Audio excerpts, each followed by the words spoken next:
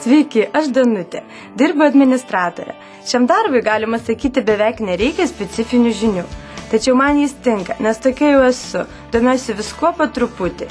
Geriausias mano laisvalaikis su knygomis, kurių skaitau daug ir įvairių. Iki šiol buvau užsiregistravusi net keliose bibliotekose ir naudodavausi jų elektroniniais leidinių katalogais. Tačiau norėdama rasti įdomių knygų, dažnai skirtingose bibliotekose turėdavau patikrinti ne vieną katalogą. Suprantama, tai užimdavo daug laiko, bet to buvo labai nepatogu. Bet kartą radau suvestinį bibliotekų katalogą Libis. Ir dabar, atlikusi vienintelę paiešką šioje sistemoje, iškart patikrinu daugelio Lietuvos bibliotekų katalogus. Parodysiu ir jums, kaip tai padaryti.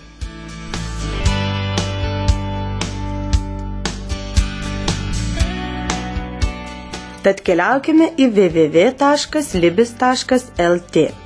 Šioje svetainėje tikrai nepaklysite. Iškart atsidursite paprastosios paieškos puslapyje. Ieškant leidinio dažniausiai pakanka pasinaudoti paprasta paieškos forma. Norimo leidinio čia galima ieškoti nurodžius jo autorių, antraštę ar reikiamą reikšminį žodį. Taip pat galima pasirinkti leidinio tipą. Antraštės laukelis yra skirtas įrašyti ieškomo kūrinio ar dokumento pavadinimui. Galima tiksliai įrašyti visą antraštę arba tik jos fragmentą. Tai yra bet kurį jo žodį ar žodžio pradžią.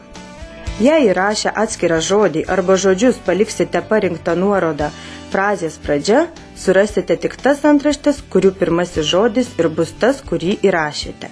Prireikus galima pasirinkti ir kitą paieškos variantą. O aš, pavyzdžiui, įrašau žodį mezgimas ir spaudžiu mygtuką ieškoti. Štai ir rezultatai. Šių leidinių galiu rasti įvairiose Lietuvos bibliotekose. Leidinių sąrašą galiu surūšiuoti pagal autorių, leidimo metus arba antraštę. Dabar matau visų man reikalingų knygų bibliografinius įrašus. Mane domina 11 knyga. Taigi, spustelėjusi antraštę, peržiūrėsiu visą informaciją apie ją. Na štai pateikiami visi įrašai apie pasirinktą knygą, o svarbiausia sąrašas bibliotekų, kuriuose šią knygą galiu gauti.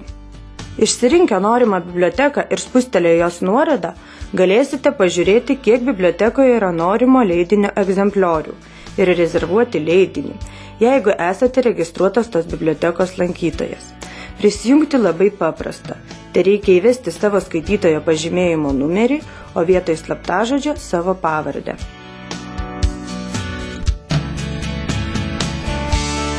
Čia taip pat galima peržiūrėti visus užsisakytus ir pasiimtus leidinius.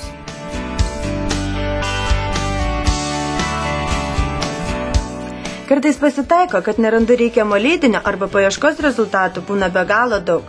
Tuomet naudojusi išplėstinę paiešką.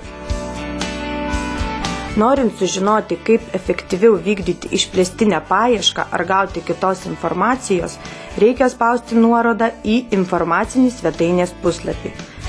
Peržvelkite šiuos patarimus ir jūs. Pavyzdžiui, aš čia daugiau sužinojau apie paiešką, taip pat radau keletą naujų įdomių dalykų.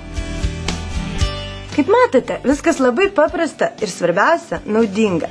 Kai informacija taip lengvai prieinama, nesunku susidomėti naujais dalykais.